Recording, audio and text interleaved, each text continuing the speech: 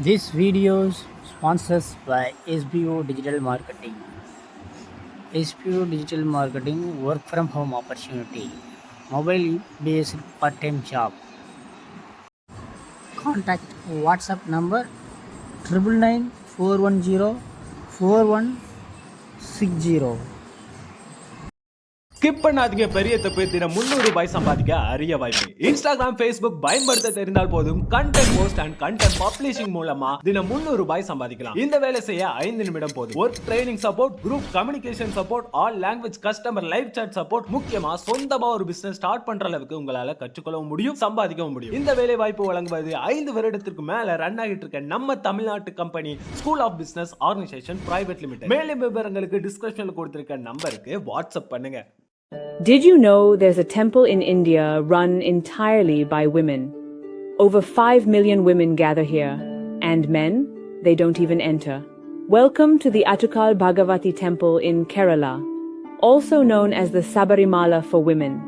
Every year during the Pongala festival, streets of Thiruvananthapuram are covered in fire, not from rage, but from millions of women cooking rice and jaggery as offerings to the goddess. They come from every background, rich, poor, married, widowed. And they cook in clay pots over open flames, in absolute silence and unity. It's not a protest, it's pure devotion. And this isn't just any gathering. It holds the Guinness World Record for the largest gathering of women for a religious event. While much of the world debates gender roles in temples, here the divine feminine reigns, with fire, strength and sacred sisterhood. வணக்கம் அன்பு நெஞ்சங்களே.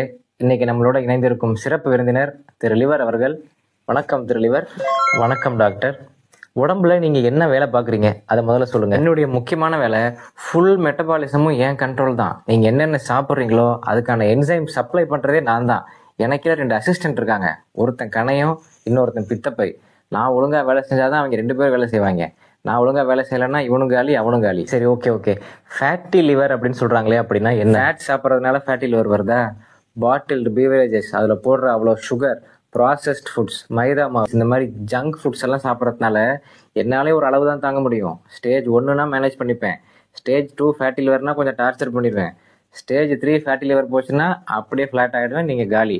பொதுமக்களுக்கு நீங்க என்ன அறிவுரை சொல்ல விரும்புறீங்க? பொதுமக்களுக்கு அட்வைஸ்னா, டேய் நேரத்துக்கு சாப்பிடுங்கடா, எனக்கு 12 மணி நேரம் ரெஸ்ட் கொடுங்கடா. ரெஸ்டே இல்லாம வேலை செய்யணும். அந்த ஒருத்தன் ஓடிட்டு இருக்கான் பாரு, அவன் தான் 24 மணி நேரமும் ஓடுவான். நான்லாம் அப்படி கிடையாது. நைட்டு 1 மணிக்கு நீ பிரியாணி சாப்பிட்டீங்கன்னா அடுத்த நாள் செரிக்கிறதுக்கான என்சைமை நான் கொடுக்க மாட்டேன். வயிற்று வலி வந்து அப்புறம் இவன் தான் போய் நீ காசு செலவு பண்ணணும் பாத்துக்க. சரி, ஏன் இவ்வளவு கோவப்படுறீங்க? ஒருமையில பேசுறீங்க, கொஞ்சம் மரியாதையா பேச. மரியாதையா? அவங்க யாருமே எனக்கு மரியாதை கொடுக்கறது கிடையாது. அவங்க என்ன மரியாதை நடத்தினா நான் அவங்களுக்கு மரியாதை கொடுக்க போறேன். Give respect, take respect. நன்றி லிவர் அவர்களே. எங்கப்பா பயங்கரமான கோவக்காரா இருப்பார் இருக்கு. அடுத்து 2 பேர் வேற வெயிட்டிங்ல இருக்காங்க பேட்டி எடுக்கிறதுக்கு. அவங்க இன்னும் கடுமையான கோவக்காரங்களா இருக்காங்க. அவங்க எப்படி சமாளிக்க போறோம்னு தெரியல.